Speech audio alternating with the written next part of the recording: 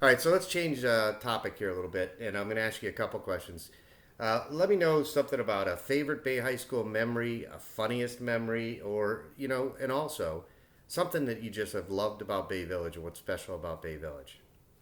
Um, I had a life changing experience at Bay High because my English teacher was Dan DiBiasio, and I was in a it was a creative writing class. I don't remember what it was exactly, but I had written like a short story, and it was someone talking about how people were prejudiced against this person's lover, and the, it was a crudely written early attempt at writing, but you assumed when you were reading it that the person was it was a racial issue, and at the very end of the short story, you find out that this woman is a lesbian, and that was the O. Henry surprise ending.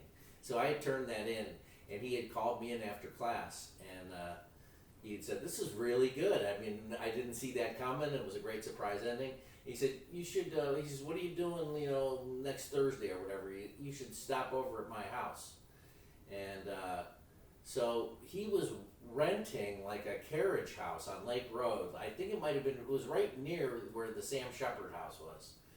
And so he invited me over, and he gave me a beer to drink, and we talked about writing, and he told me that had real talent as a writer, and that I should pursue that with all my abilities. And it was the first time in my life that somebody treated me like an adult, and also just said, "This is what you should do. You're really good at this, and this is something you should pursue." And I'd never really had much encouragement in school before, and so that's really what really launched me seriously towards a career in writing. And so I brought, the result is I've got several books, but this is like a collection of my favorite magazine stories. It's called Truth and Justice for Fun and Profit. This is my commercial. They're available from my garage. I probably only have 500 left. But anyway, that's what I always think of Bay High, that it was life changing to have Dan DiBiasio. And now he is the president of an East Coast liberal arts college. How fantastic Wow. the impact that he had in your life, and then you won't even say the rest is history because your history's still being written. Let's hope so. No pun intended.